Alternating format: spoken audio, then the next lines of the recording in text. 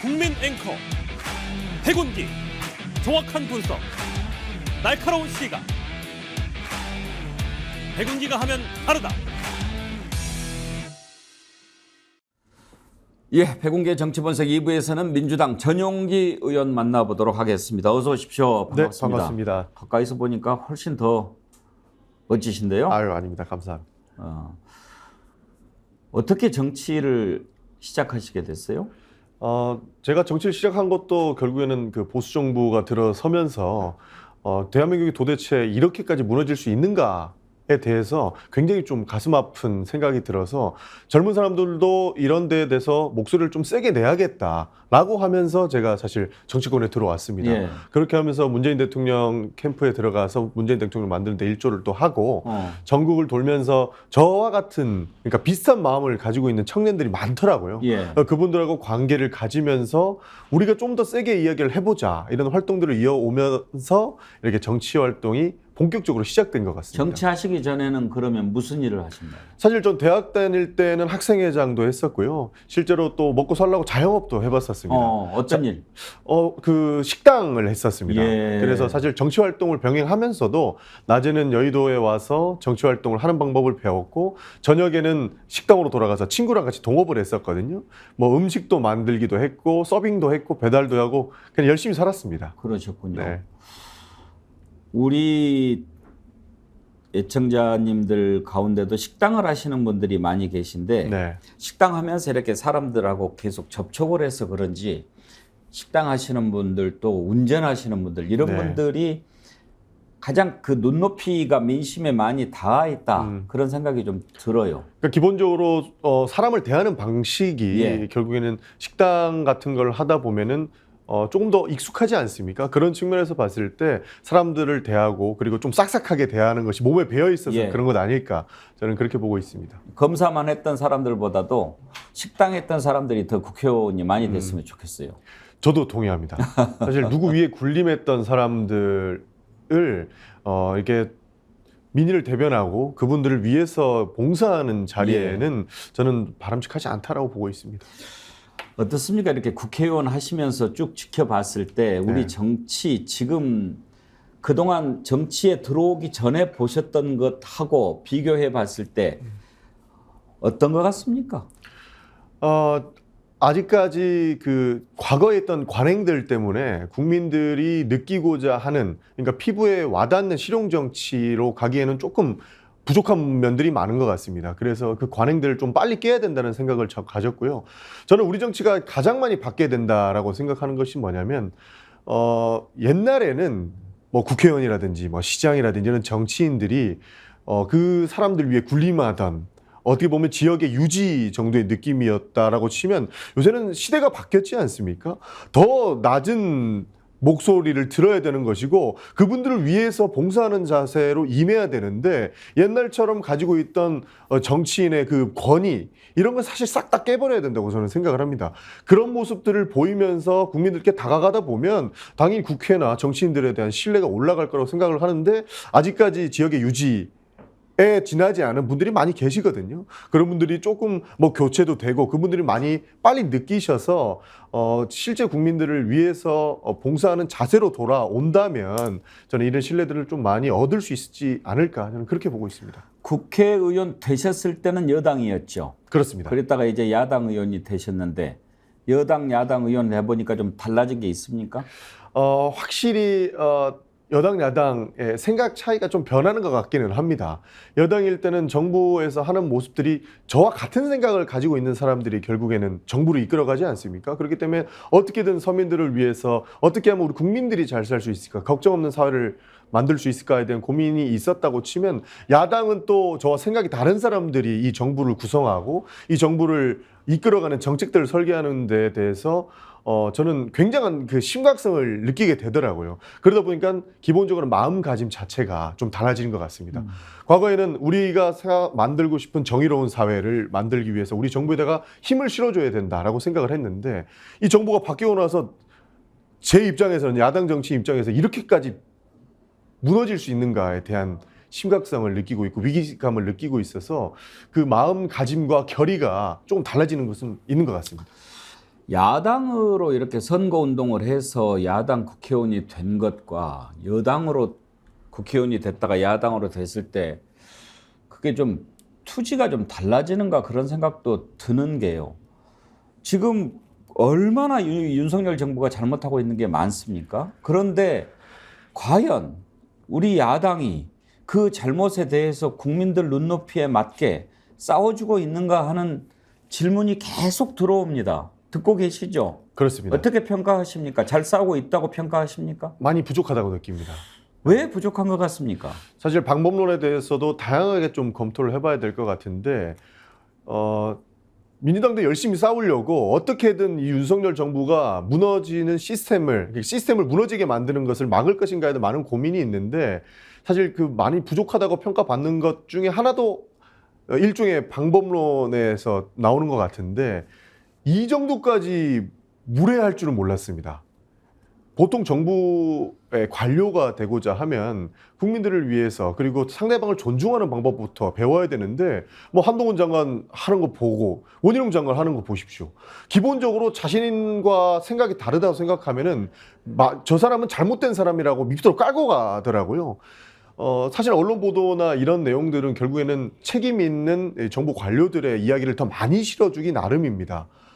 여기에서 일단 기본적으로 정쟁의 도구로서 이 정치를 이끌고 가다 보니까 야당이 하는 말들은 모두 괴담 취급을 해버리고요. 야당 정치인들은 기본적으로 부패하고 잘못된 사람으로 만들어버리다 보니까 좀 국민들 눈높이에는 왜 이렇게 민주당이 못 싸우는 것 아니냐 하는 의심을 충분히 할 수 있을 것 같습니다. 그런 측면에서 저도 어느 일부 동의하는 바는 있습니다. 좀 더 세게 싸웠으면 하면 좋겠다는 생각을 가지고 있기는 하나 지금 많이 기울어진 운동장에 있어서 조금 저희도 위기감을 느끼고 있는 것이고 좀 거리로도 나가고 실제 행동하는 싸움의 정치를 좀 더 보여줘야겠다는 생각도 가지고 있습니다. 저는 생각이 좀 다른데요. 네네. 더 세게 싸워라 하는 게 거리로 나가라 하는 요구일까? 저는 그렇게는 생각하지 않거든요.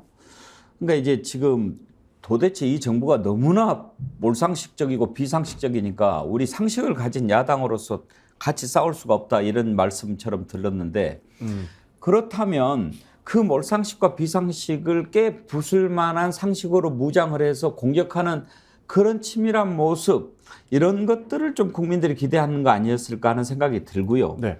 거리로 나가서 장애투쟁해라 이런 말씀이 아니고 예. 누가 봐도 부적절한 임명을 하고 인사를 하고 그럴 때 정말 제대로 짚었구나. 국민들이 공감하는 그런 모습을 인사청문회나 정책질의나 대정부 질문이나 이런 데서 민주당이 보여줬는가? 국민들이 그걸 묻고 있는 겁니다.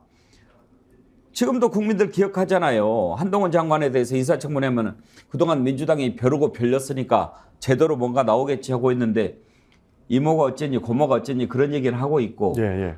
그때부터 국민들이 뭐야 민주당 저 제대로 준비하고 싸우는 거야?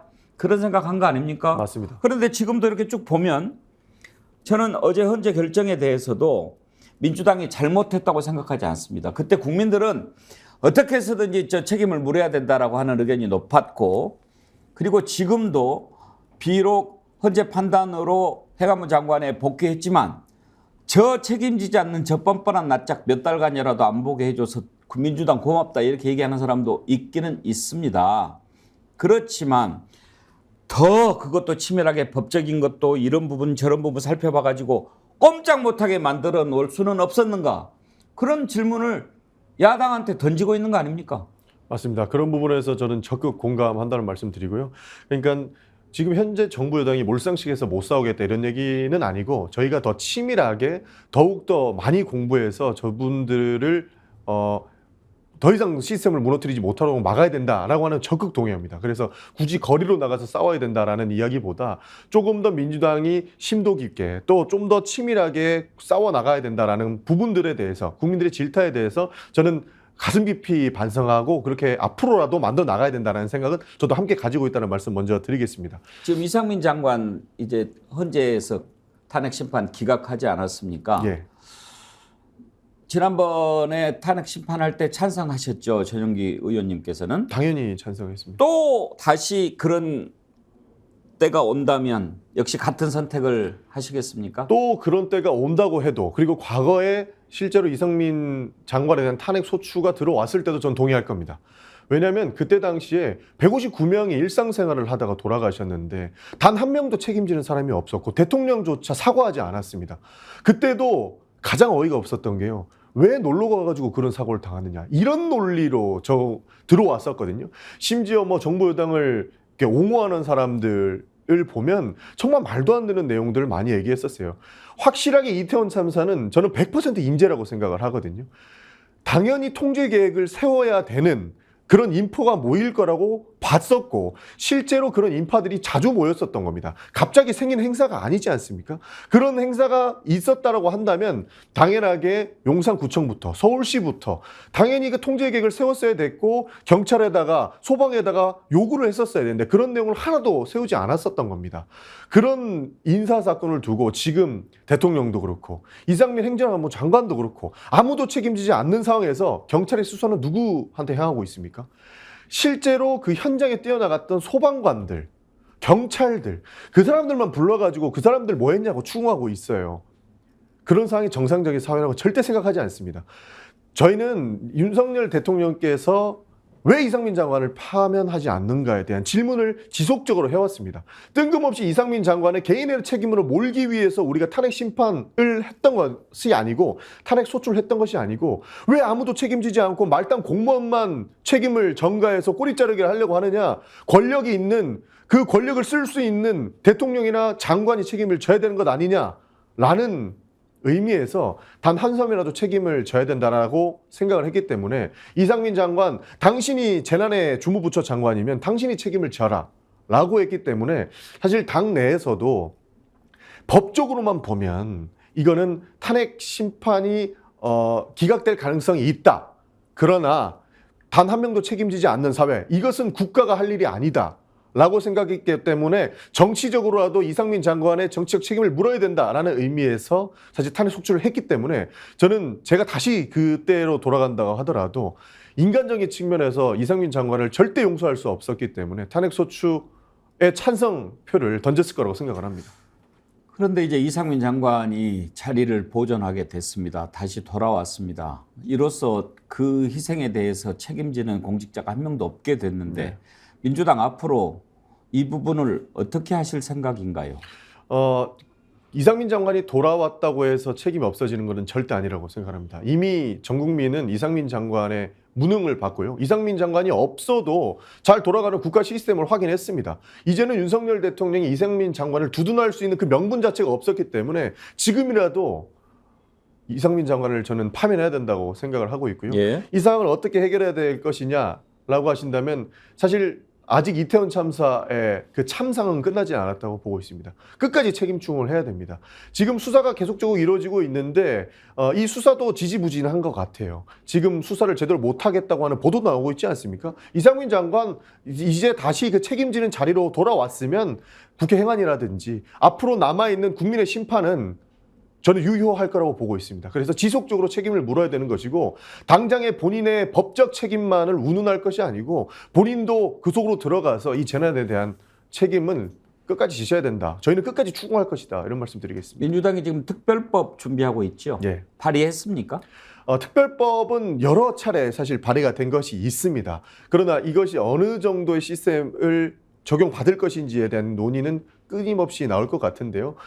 이태원 참사뿐만 아니고 이번에 사실 그 시민재해와 관련된 그러니까 중대재해법에 중대시민재해법이 예. 들어가 있지 않습니까? 요 내용들도 결국에는 그 권력을 가지고 있는 정치인들이 책임을 묻기 위한 내용도 들어가 있기 때문에 다양한 방식을 통해서 국가가 그러니까 국민들이 국가를 믿고 안전한 삶을 영위할 수 있게끔 제도적 개선을 하는 것은 정치인으로서는 끝까지 추진을 하겠다는 예. 말씀드리겠습니다.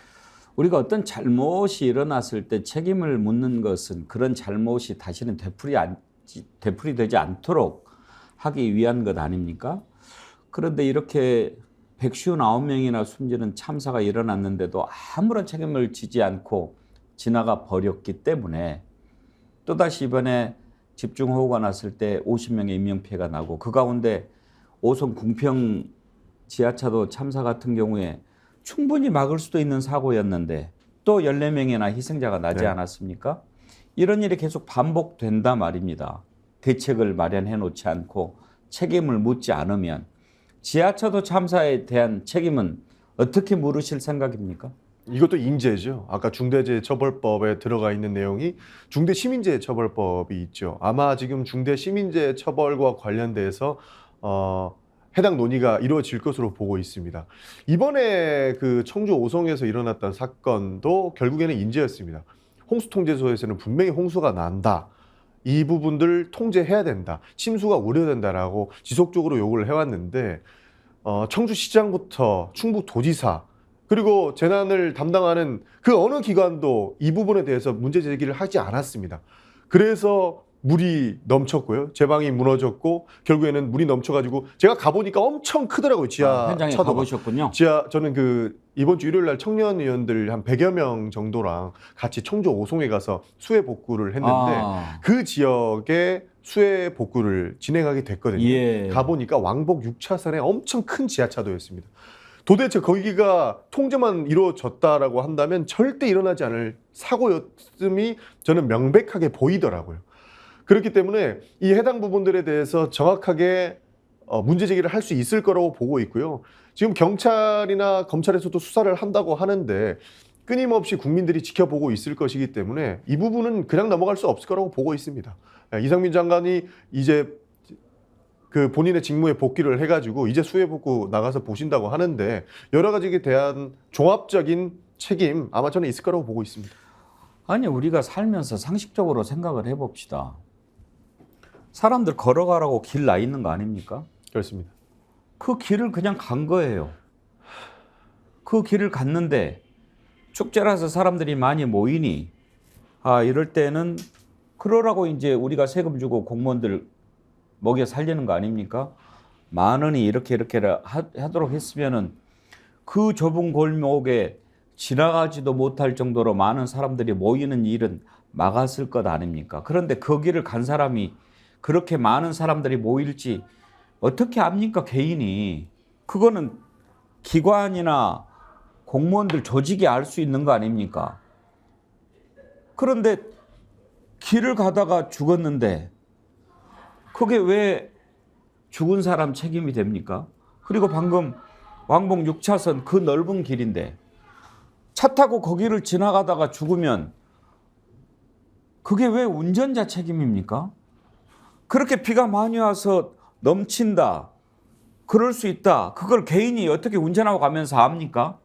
내비가 가르쳐 주는 대로 가는데 이런 일들이 일어났는데도 한마디도 사과를 안 해요. 책임도 안 지고. 그러니 어떻게 국민이 나라를 믿겠습니까?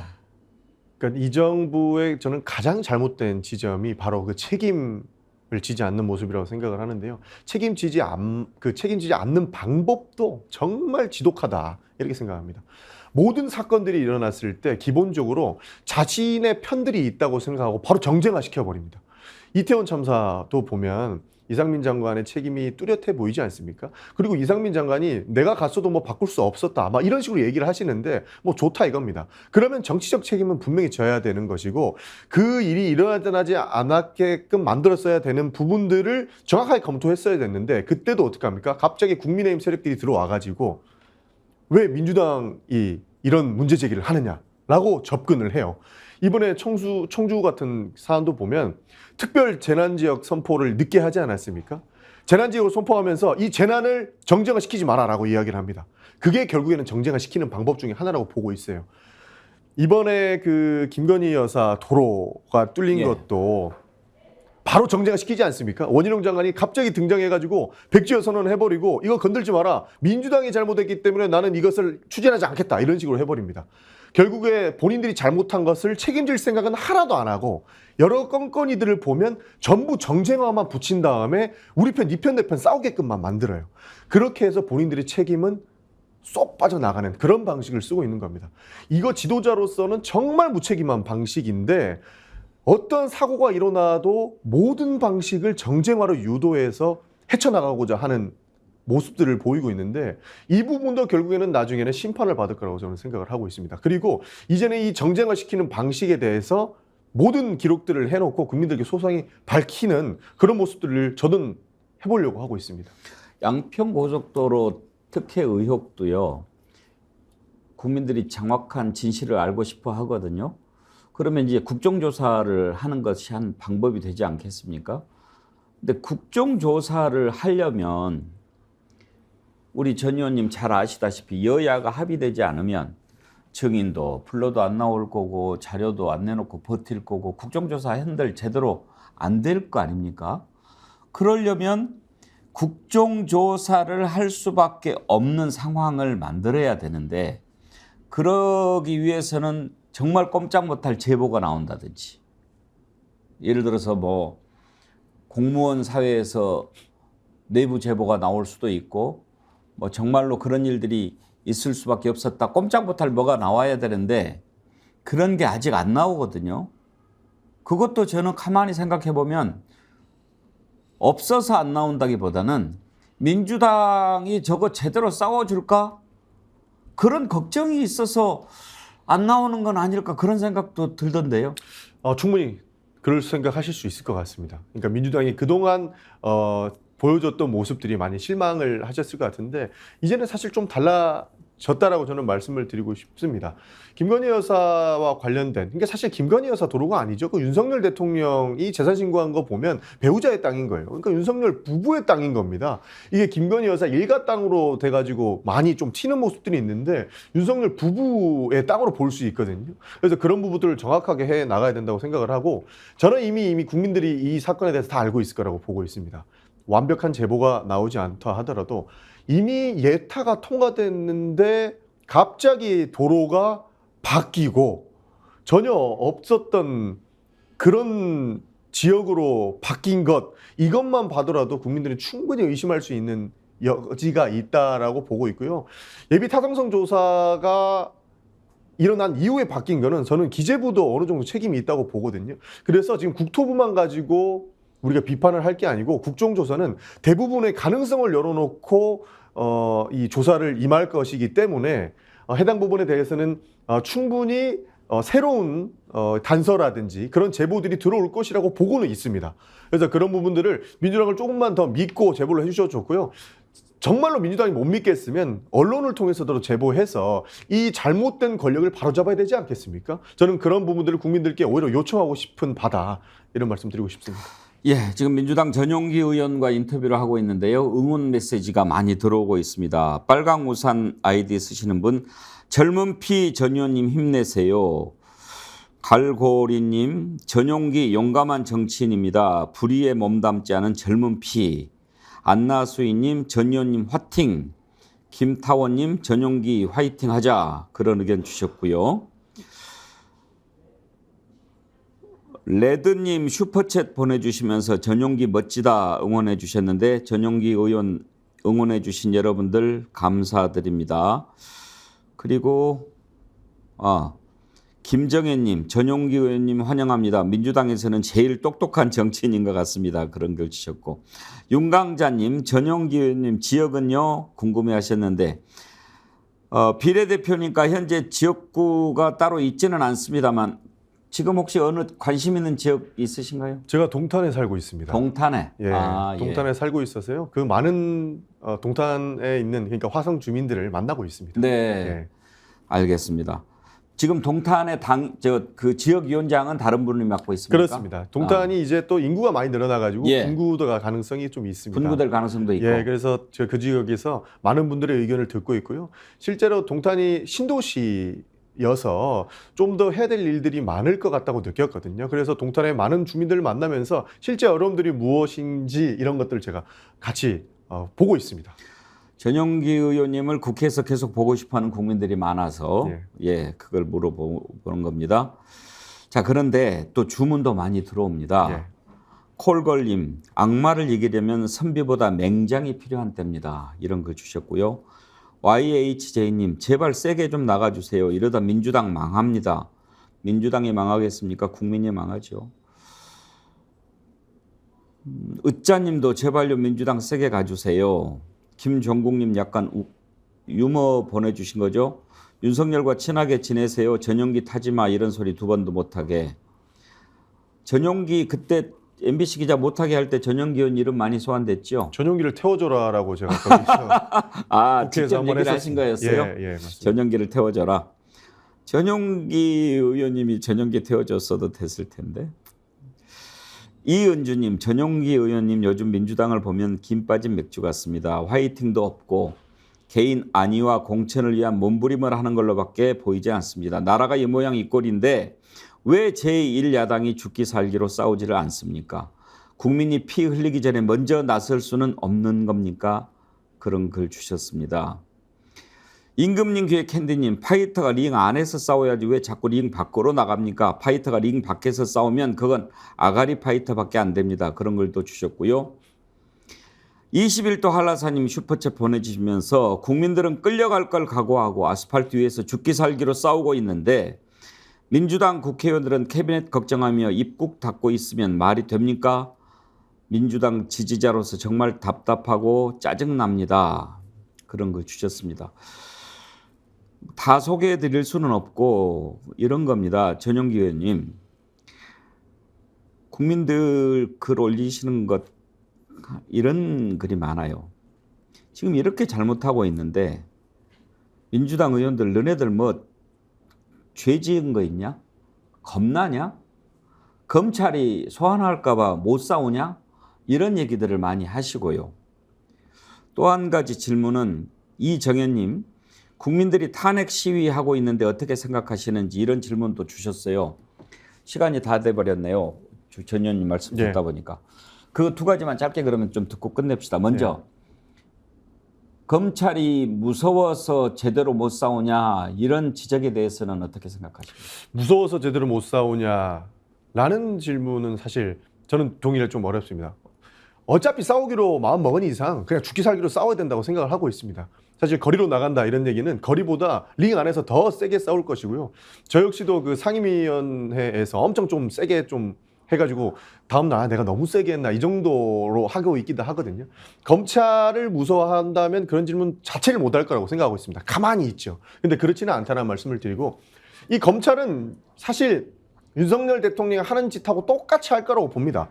이미 이재명 대표한테 하는 거 보면 민주당 사람들 다 잡아갈 생각으로 어떻게든 혐의 더 씌워가지고 없는 사건도 만들어가지고 하려고 하지 않겠습니까? 이미 그 각오는 다 되어 있다고 생각을 하고 있고 어떤 방식으로든 들어올 건데 우리가 떳떳하면 된다고 생각해서 저는 더 가열차게 싸우겠다는 말씀을 드리고 많이 부족한 거 인정합니다. 많이 우리 국민들께서 답답한 것도 인정하기 때문에 그 답답함을 씻어낼 수 있게끔 저 역시도 노력하겠다는 말씀을 드리고 조금만 더 기다려주시고 함께 힘을 모아주십시오. 함께 힘 모아서 싸우다 보면 분명히 저는 이룰 수 있을 거라고 생각을 합니다. 저부터 나서겠습니다. 예. 그리고 마지막 질문이었는데요. 이제 저도 이렇게 느낍니다만 조금씩 임계점이라고 그럴까요? 그런 게 느껴지거든요. 도저히 안 되겠다 이런 것들. 그래서 이제 끌어내려야 된다. 우리가 거리에 나가서 싸워야 된다. 이런 얘기를 하시는 분들이 참 많은데 어떻게 생각하세요? 솔직하게 말씀드리겠습니다. 그 윤석열 대통령 탄핵 얘기 하시잖아요. 근데 당 공식 입장은 절대 그렇게 나갈 수가 없습니다. 그거는 국민들께서 이해하실 거라고 봅니다. 왜냐하면 저쪽에서 정쟁의 프레임으로 잡기 너무 좋거든요. 책임질 일이 있을 때 무조건 정쟁을 가미하는 게 국민의힘의 나쁜 지도 스타일, 나쁜 통치 스타일이기 때문에 절대 그 당론으로 탄핵을 이야기하거나 그럴 수는 없습니다. 그러나 분명하게 잘못됐다라는 것은 모두가 느끼고 있습니다. 솔직하게 이 방송에서 말씀드리기 좀 위험하긴 한데요. 당 공식 입장에서는 할 수 없지만 많은 민주당 국회의원들 이거 정말 잘못되고 있다. 그리고 중대한 헌법 위반이 한두 가지가 보이는 게 아니다라는 것을 다 느끼고 있습니다.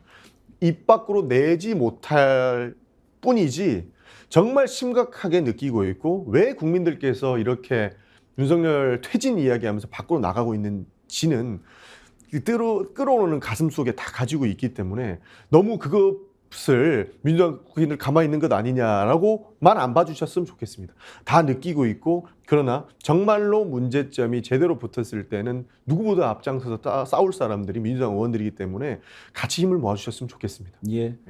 일단 국민들이 민주당에 바라는 것 지금 이 시점에 국민들 눈높이에 맞추되 용감하면서도 지혜롭게 예. 그렇게 싸워주기를 많이 바라지 않겠습니까? 그렇게 싸우고 계신 전용기 의원님 오늘 우리 많은 애청자들이 성원하시고 저도 지지합니다. 힘내시고 계속해서 그런 의정활동 모습 보여주시기 바랍니다. 네, 알겠습니다. 예, 감사합니다. 감사합니다. 오늘 민주당의 전용기 의원 모시고 현안에 대해서 얘기 나눠봤습니다. 앞으로도 여러분들이 만나고 싶어하는 정치인 의견 보내주시면 저희들이 계속 인터뷰하도록 하겠습니다. 오늘 말씀 감사합니다. 네, 감사합니다. 함께해 주신 여러분 고맙습니다. 내일 오전 10시 50분 생방송 백운계 정치본색 다시 찾아뵙겠습니다. 감사합니다.